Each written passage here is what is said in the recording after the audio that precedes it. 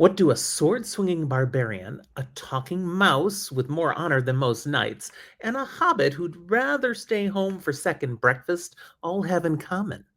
They're just a few of the unforgettable fantasy protagonists who defined the 1950s, and I'm about to take you on a tour of the greatest ones from each year. Let's travel back in time, book lovers.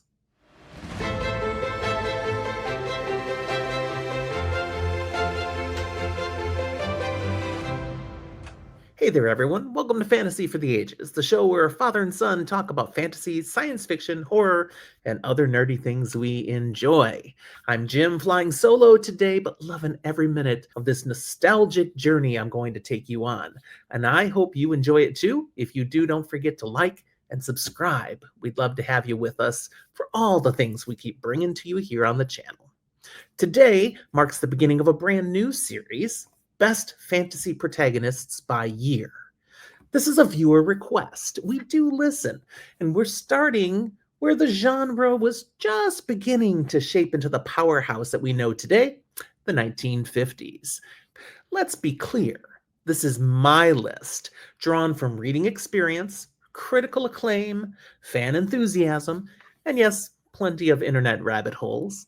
These are the characters who stood out the most each year, not just for plot importance and not always the best book of the year, but these protagonists embodied what it meant to be a fantasy protagonist. Agree? Disagree? That's what the comment box is for. Let me know your thoughts. But let's dive in and check out what the 1950s has brought to us year by year. Starting off strong, 1950 brings us Lucy Pevensey, Queen Lucy the Valiant, if you please, introduced to us in The Lion, the Witch, and the Wardrobe by C.S. Lewis. The youngest Pevensey is the first to discover Narnia, the one who never wavers in her belief, and the heart of the rebellion against the White Witch. Empathy, courage, and a serious sense of wonder. Lucy carried the soul of Narnia on her tiny shoulders. For 1951, we've got Prince Caspian. From prince to rebel to prince again. Prince Caspian of the novel Prince Caspian by C.S. Lewis isn't just some bland royal. He's a rebellious Telmarine who says, you know what? I miss magic and talking animals. And then risks his life to bring it all back. Calm, humble, and yet bold, he brings the honor back to the throne. For 1952, Reepicheep, from The Voyage of the Dawn Treader by C.S. Lewis. Ah, yes, the swashbuckling mouse with a rapier and a dream. Reepicheep is courage incarnate in 2 feet of fur. He brings nobility, self-sacrifice, and a dash of sass to every page. And his quest for Aslan's country is straight up Arthurian legend. Just, squeakier. 1953 brings us Jill Pole from The Silver Chair by C.S. Lewis. Jill Pole, the most relatable of the Narnian crew, honestly. She starts off scared, insecure, and school bullied, but by the end, she's taken charge, trusting her instincts, and slaying quests like a champ. She's the heroine you never see coming. Heck, she annoys me for much of the book until she finally gets her act together, and that's exactly why she's perfect for 53. 1954 gave us Frodo Baggins in The Fellowship of the Ring and The Two Towers, and fantasy fiction would never be the same. This quiet little hobbit just wants a peaceful life in the Shire and ends up carrying the fate of Middle-earth on his back.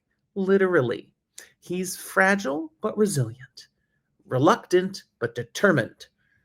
Frodo's quiet heroism still echoes through the genre.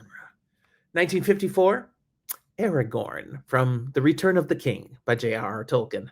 While Frodo bears the ring, Aragorn bears the crown.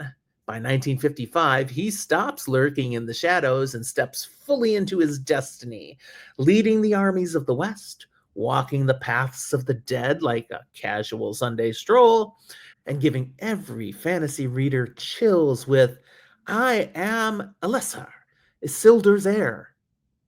Iconic. 1956 gives us King Tyrion from The Last Battle by C.S. Lewis. If you ever wondered what it means to go down swinging, meet King Tyrion. Narnia's last king is betrayed, outnumbered, and fading into myth, but he faces it all with faith, valor, and a tragic nobility that rips your heart out. Tyrion is the last stand personified. 1957 brings us Conan the Barbarian from The Return of Conan, posthumously published stories by Robert E. Howard. Yeah, Conan wasn't invented in 57, but that year saw these new adventures collected and unleashed. He's still the alpha of sword and sorcery. Muscles? Check. Blade? Check. Morally flexible swagger? Double check. Conan's back, he's mad, and he's not here to negotiate. 1958, King Arthur from The Once and Future King by T.H. White. This is not just any Arthur. T.H. White gives us the deeply human, philosophically tragic Arthur. He dreams of a better world, builds it, and watches it crumble. The nobility, the heartbreak, the medieval realpolitik. Arthur in 1958 isn't just a king. He's a cautionary tale, a visionary, and a legend reborn. And to close out the decade, 1959, we get the hauntingly gothic Titus Groan from the novel Titus Alone by Mervyn Peake. Titus leaves the mad halls of Gormenghast behind and steps into a strange modern world. Is he a hero? A ghost? A soul in search of meaning?